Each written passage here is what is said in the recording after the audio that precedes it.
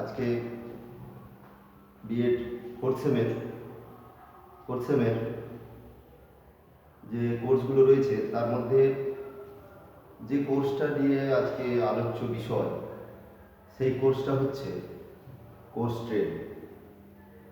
10 যেটা রয়েছে creating an inclusive school. এই ক্রিয়েটিং অ্যান ইনক্লুসিভ স্কুল অর্থাৎ অন্তর্ভুক্তিমূলক বিদ্যালয় সংগঠন। অন্তর্ভুক্তিমূলক বিদ্যালয় সংগঠনটা কি? অর্থাৎ আমরা যেটা জানব, অন্তর্ভুক্তিমূলক বিদ্যালয় সংগঠন বিদ্যালয়ের অন্তর্ভুক্তিমূলক শিক্ষার ব্যবস্থাপনা। সাধারণ শিক্ষার্থীদের সঙ্গে যে বিশেষ ব্যবস্থাপনা সেটাই হচ্ছে অন্তর্ভুক্তিমূলক শিক্ষার আদর্শ ব্যবস্থাপনা। এই ক্রিয়েটিং অ্যান ইনক্লুসিভ স্কুল, এই যেটা কোর্সে রয়েছে কোর্স 10-এ, এই কোর্স 10-এ এই বিষয়টি আমরা দেখবে তোমরা সিলেবাসে 50 নম্বরে রয়েছে থিওরিতে 35 নম্বর আমরা এক্সাম দেব। তো কোর্সের এই পার্টটা মধ্যে যেটা আজকে আমরা জানবো বা পড়বো, সেটা আলোচনা খুব বিস্তৃত না হলেও মোটামুটি একটু শর্ট জেনে নেব। সেটা হচ্ছে ইন্ট্রোডাকশন টু ইনক্লুসিভ এডুকেশন। অর্থাৎ ইনক্লুসিভ এডুকেশনটা কি? প্রত্যেকের একটা ইচ্ছা বা প্রত্যেকের একটা কি বলা যায়, পরিবার বা পরিবেশ বা সংস্কৃতিতে সুষ্ঠুভাবে জীবনযাপন করতে গেলে পরিবার, পরিবেশ ও সংস্কৃতিতে সুষ্ঠুভাবে জীবনযাপন করতে গেলে কিসের প্রয়োজন? শিক্ষার প্রয়োজন। তাই শিক্ষা একটি ধারাবাহিক প্রক্রিয়া। এই ধারাবাহিক প্রক্রিয়া প্রথাগতভাবে এগিয়ে নিয়ে যাওয়ার জন্য সেটা সম্ভব হয় বিদ্যালয় ক্ষেত্রে আমরা পৌঁছে শ্রেণীকক্ষের মধ্যে সমস্ত প্রকার শিক্ষার্থী রয়েছে, সেই সমস্ত প্রকার শিক্ষার্থীদের সঙ্গে সাধারণ শিক্ষার্থী, ব্যতিক্রমী বা বিশেষ শিক্ষার্থী। সাধারণ শিক্ষার্থীদের জন্য সাধারণভাবে তারা শিক্ষা গ্রহণ করতে পারে। এই সাধারণের থেকে আর একটু বিশেষ যে ব্যবস্থাগুলো গ্রহণ করা হয় কাদের জন্য?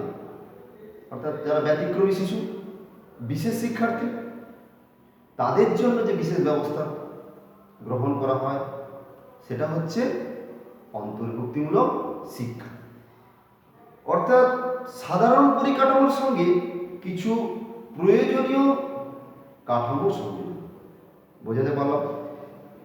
ব্যাপারটা হচ্ছে তোমাদের এইখানে ক্লিয়ার হওয়া উচিত যে বিশেষ শিক্ষার্থী কারা, বিশেষ শিক্ষাটা কারা নেয়। অন্তর্ভুক্তিমূলক শিক্ষাটা হচ্ছে একটা বিদ্যালয়ের মধ্যে একটা ব্যবস্থাপনা, একটা আদর্শ ব্যবস্থাপনা। এই আদর্শ ব্যবস্থাপনার মধ্যে কিন্তু সমস্ত প্রকার শিক্ষার্থী থাকবে, যেটা আমরা আলোচ্য বিষয় হিসাবে আমাদের কাছে উঠে এসেছে।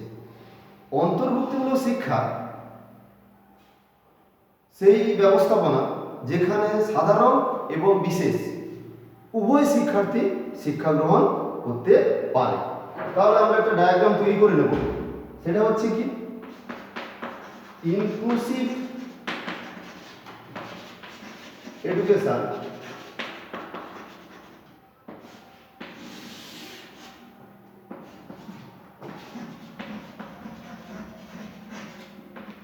জেনারেল এবং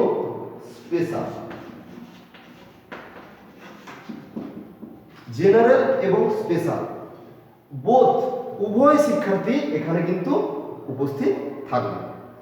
এই উভয় শিক্ষার্থী শিক্ষার যে পদ্ধতিগত হোক বা তাদের জন্য প্রয়োজনীয় উপকরণ সাজ সরঞ্জাম প্রভৃতির যে একটা ব্যবস্থা, সেটা কিন্তু এই অন্তর্ভুক্তিমূলক শিক্ষার মধ্যে থাকবে।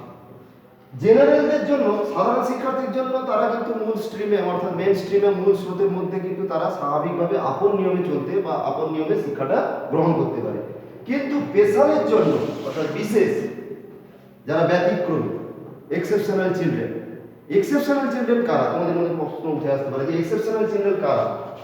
এক্সেপশনাল চিলড্রেন হচ্ছে যারা মানসিক প্রতিবন্ধী, দৃষ্টি প্রতিবন্ধী, শ্রবণ প্রতিবন্ধী বা সাধারণের থেকে হাই অর্থাৎ খুব বেশি বুদ্ধিদীপ্ত শিশু বা শিক্ষার্থী, সেই সব শিক্ষার্থীরা হচ্ছে স্পেশাল স্টুডেন্ট। বুঝতে পারলাম কি বললাম? যে স্পেশাল স্টুডেন্টের জন্য কি ব্যবস্থাপনা দরকার আছে, কেমন ব্যবস্থাপনা নিতে হবে? স্পেশাল স্টুডেন্ট সাধারণ শিক্ষার্থী থেকে স্পেশালের জন্য যে ব্যবস্থাপনাটা হচ্ছে সাধারণ পরিকাঠামোর থেকে অতিরিক্ত কিছু প্রয়োজনীয় পরিকাঠামো। সেই প্রয়োজনীয় পরিকাঠামোটা হচ্ছে কি? অর্থাৎ শ্রেণীকক্ষের মধ্যে যিনি শিক্ষাদান দেবেন অর্থাৎ শিক্ষক, তার শিক্ষাদান পদ্ধতি অর্থাৎ নির্দেশদান পদ্ধতিটা খুবই উন্নত হওয়া দরকার। অর্থাৎ প্রশিক্ষণরত ট্রেন টিচারের প্রয়োজন। ফার্স্ট আমরা যদি ধরে নিতে পারি সেটা হচ্ছে কি ট্রেন টিচার। এরপর নেক্সট আমরা এই ট্রেন টিচার যিনি শিক্ষাটা প্রদান করবেন বা শিক্ষাটা দান করবেন বা প্রেজেন্টেশন দেবেন, সেই শিক্ষাটা দেওয়ার জন্য সামনে শিক্ষকের সামনে বা শ্রেণীকক্ষের মধ্যে যেসব শিক্ষার্থীরা রয়েছে, সেই শিক্ষার্থীদের সমস্ত শিক্ষার্থীদের মধ্যে যারা বিশেষ শিক্ষার্থী রয়েছে তাদের জন্য কিন্তু আলাদাভাবে একটা শ্রেণীকক্ষের প্রয়োজন, আলাদাভাবে একটা রুম প্রয়োজন। সেই রুমটা কি? রিসোর্স রুম, সম্পদ কক্ষ, সংগৃহীত কক্ষ, যেখানে প্রয়োজনীয় সাজ সরঞ্জাম উপকরণ থাকা বাঞ্ছনীয়, অর্থাৎ তাদের জন্য বিশেষ ব্যবস্থা। এবার আমরা এই বিশেষ শিক্ষার্থীদের জন্য যে ব্যবস্থাপনাটা রেখেছি, বিশেষ শিক্ষার্থী কারা বললাম, বিশেষ শিক্ষার্থীর জন্য কি ব্যবস্থাপনা তা বলছি। এবার সেটা হচ্ছে কি, এই বিশেষ শিক্ষার্থী যখন তারা বাড়িতে থাকে, বাড়িতে থেকে থাকলে তো হবে না, তাদেরকে কিন্তু কি করতে হবে?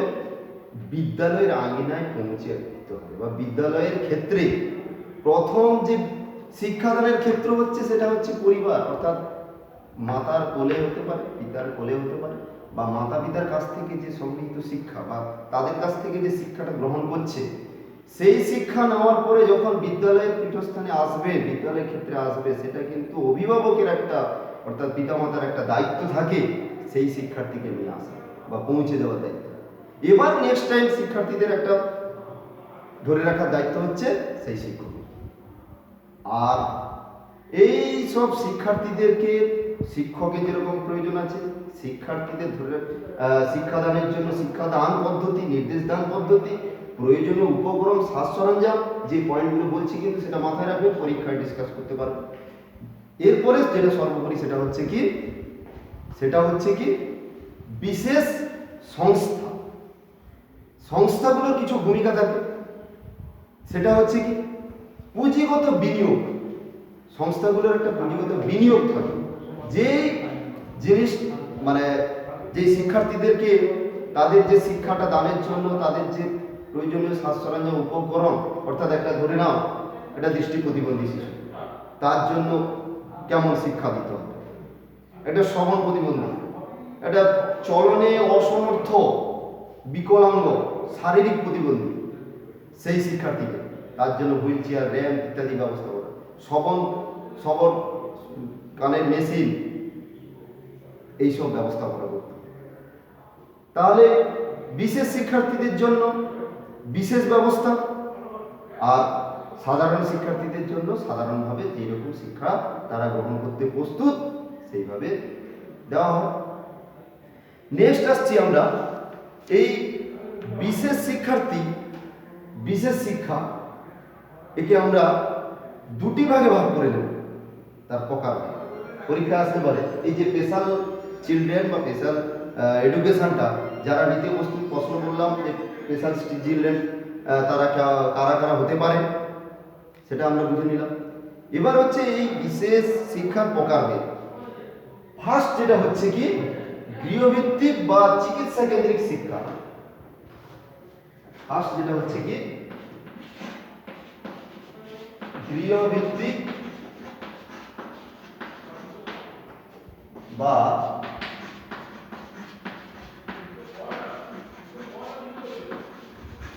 চিকিৎসা কেন্দ্রিক। গৃহভিত্তিক বা চিকিৎসা কেন্দ্রিক অর্থাৎ যদি কোনো বিশেষ চাহিদা সম্পন্ন শিশু তার শারীরিক মানসিক অক্ষমতার কারণে, গৃহভিত্তিক বা চিকিৎসা কেন্দ্রিক শিক্ষার নির্দেশনাটা কি সেটা আমরা একটা জানছি। অর্থাৎ কি বললাম, যদি কোনো বিশেষ চাহিদা সম্পন্ন শিক্ষার্থী বা শিশু তার শারীরিক ও মানসিকগত কারণে সে যদি দীর্ঘদিন গৃহে থাকে বা চিকিৎসা কেন্দ্রে অবস্থান করে বা চিকিৎসাধীন থাকে, তখন কি করতে হয়, সেই শিশু বা শিক্ষার্থীকে তার পরিবেশে গিয়ে শিক্ষাদান করতে হবে। তখন সেই শিক্ষাটা গ্রহণ করার জন্য উপযুক্ত। অর্থাৎ তার পরিবেশে শিক্ষাদান করলে সে সেটাকে নিতে পারবে সঠিক উপায়ে সঠিকভাবে, এবং নিয়ে তার মধ্যে একটা কি হবে, আত্মবিশ্বাস, সেলফ কনফিডেন্ট আসবে। এবার এই গৃহভিত্তিক বা চিকিৎসা কেন্দ্রিক যে নির্দেশনা বলছি কেন, শিক্ষাদান পদ্ধতি বা শিক্ষাদান পদ্ধতিটা কি, তার পরিবেশে গিয়ে শিক্ষাদান। বোঝাতে পারলাম। নেক্সট আসছে কি প্রতিষ্ঠান ভিত্তিক নির্দেশদান পদ্ধতি। প্রতিষ্ঠান ভিত্তিক মানে 2 নম্বর হচ্ছে কি প্রতিষ্ঠান ভিত্তিক।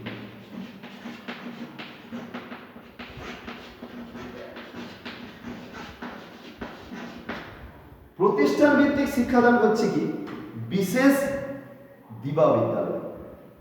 অর্থাৎ একটা প্রতিষ্ঠান ভিত্তিক শিক্ষাদান করতে গেলে বিশেষ দিবা বিদ্যালয় অর্থাৎ দিনের সময় অর্থাৎ সূর্যের আলোকে অর্থাৎ দিনের বেলা আমরা যে শিক্ষাটা গ্রহণ করব, সেটা কোথায় গ্রহণ করব, সেটা হচ্ছে বিদ্যালয়। এই যে দিবা অর্থাৎ দিনের সময় বিদ্যালয়ে যে বিশেষ শিক্ষার্থীর জন্য বিশেষ ব্যবস্থা, বিশেষ অবস্থা যে রয়েছে, সেটা একাধিক অক্ষমতাযুক্ত শিক্ষার্থী কিন্তু এখানে শিক্ষাদান সম্ভব। এরপরে আমরা আরেকটি জানবো এই প্রতিষ্ঠান ভিত্তিকের মধ্যে, সেটা হচ্ছে কি আবাসিক বিদ্যালয়, আবাসিক হোস্টেল, সেখানে শিক্ষা দেওয়া সম্ভব। তারপরে আসছে কি বিশেষ শ্রেণীকে আমরা বিশেষ শিক্ষার্থীদের জন্য আলাদা একটা শ্রেণীকক্ষ তৈরি করব। আলাদা শ্রেণীকক্ষের মাধ্যমে সেখানে বিভিন্ন রকম ব্যবস্থা থাকবে, প্রয়োজনের থেকে আরো অতিরিক্ত ব্যবস্থা গ্রহণ, সেই শ্রেণীকক্ষে ব্যবস্থাপনাটা থাকবে। এছাড়া হচ্ছে কি বিশেষ শিক্ষক, নিয়মিত শ্রেণী শিক্ষক, বিশেষ শিক্ষক, তার ব্যবস্থাও করতে হবে। এবার আসছি যে কোশ্চেনটা আমাদের মাথায় রাখতে হবে, সেটা হচ্ছে কি পরীক্ষায় আসে, সেটা হচ্ছে কি বিশেষ শিক্ষার বৈশিষ্ট্য। বিশেষ শিক্ষার বৈশিষ্ট্য প্রথমে যেটা হচ্ছে কি এই যে বিশেষ শিক্ষার্থীরা রয়েছে না, বিশেষ শিক্ষার্থীদের তাদের কি বিশেষ চাহিদা রয়েছে, অর্থাৎ তাদের চাহিদা মতো শিক্ষাদান করতে হবে। তাদের চাহিদাটা আগে চিহ্নিতকরণ করতে হবে। চাহিদা চিহ্নিত করতে পারলে সেটা সম্ভব, কিন্তু কার পক্ষে, সেই শ্রেণী শিক্ষক, সেই প্রশিক্ষণরত শিক্ষকের পক্ষে সম্ভব। এবার চাহিদা চিহ্নিত করলাম।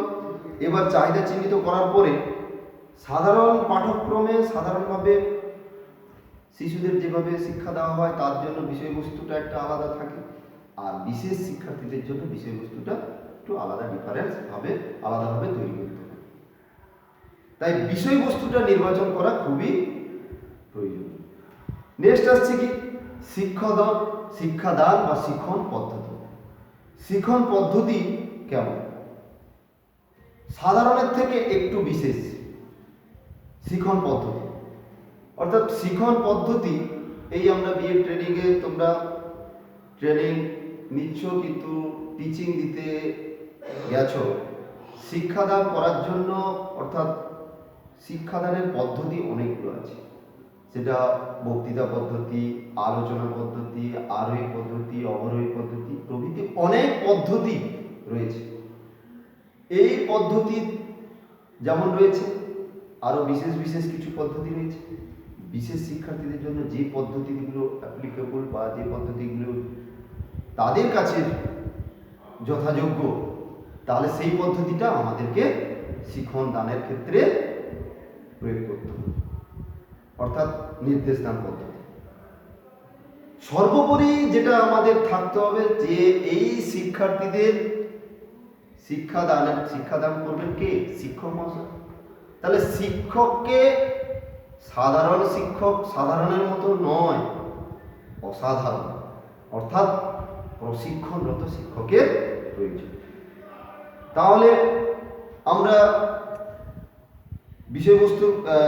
বিশেষ শিক্ষার বৈশিষ্ট্যের মধ্যে পড়লাম কি কি, জানলাম কি কি? যে বিশেষ চাহিদা চিহ্নিতকরণ, বিশেষ বস্তু নির্বাচন, শিক্ষণ পদ্ধতি, আর কি প্রশিক্ষণ। নেক্সট আসছি,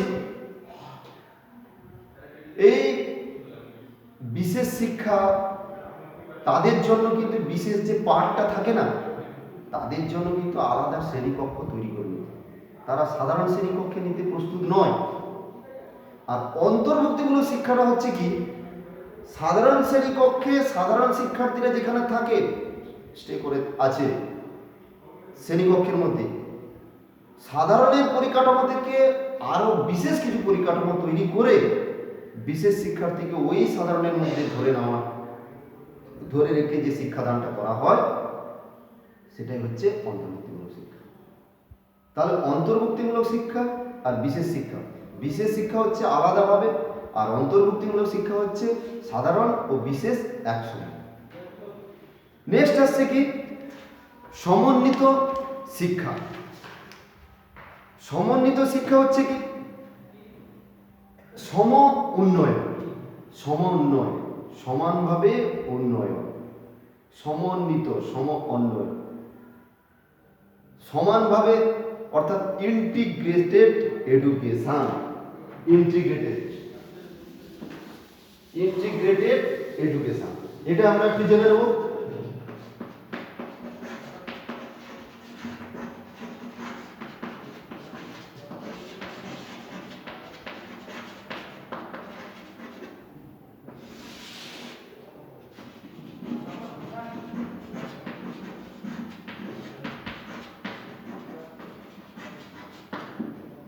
সমন্বিত শিক্ষা অর্থাৎ বিশেষ শিক্ষা, সাধারণ ও বিশেষ চাহিদা সম্পন্ন শিক্ষা। কি বললাম? বিশেষ শিক্ষা দেওয়ার জন্য যারা নিতে প্রস্তুত এবং দেওয়ার জন্য যে প্রস্তুত। বিশেষ শিক্ষা সাধারণত থাকবেই, এবং বিশেষ চাহিদা সম্পন্ন শিক্ষার্থী, আগে বলেছি কারা বিশেষ চাহিদা সম্পন্ন শিক্ষার্থী। বলছে তাদের মধ্যে যে ব্যবধানটা গড়ে ওঠে, সেই ব্যবধানকে অতিক্রম করার একটা সামগ্রিক প্রয়াস।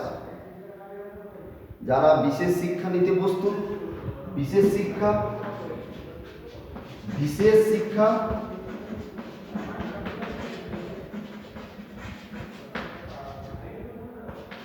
সাধারণ আর কি বিশেষ চাহিদা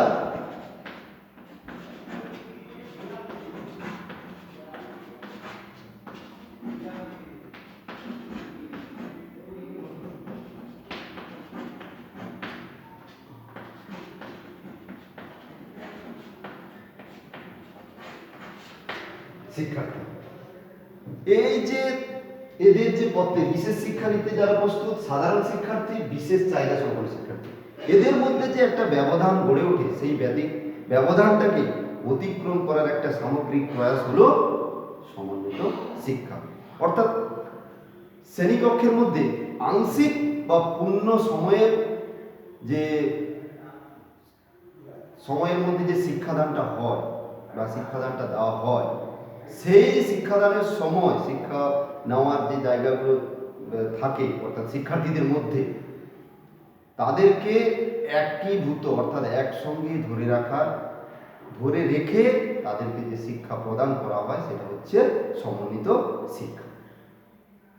এবার এই সমন্বিত শিক্ষা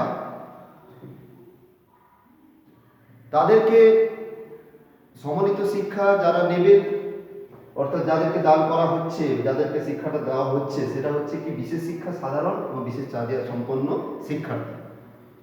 তাদেরকে যে শিক্ষাটা দেওয়ার জন্য কিছু পদক্ষেপ নিতে হয়। সেটা হচ্ছে কি, কেমন পদক্ষেপ? অর্থাৎ পরিকাঠামোগত ব্যবস্থা। পরিকাঠামোটা উপযুক্ত পরিকাঠামোর প্রয়োজন। উপযুক্ত পরিকাঠামো মানে শ্রেণীকক্ষের মধ্যে উপযুক্ত ব্যবস্থাপনা,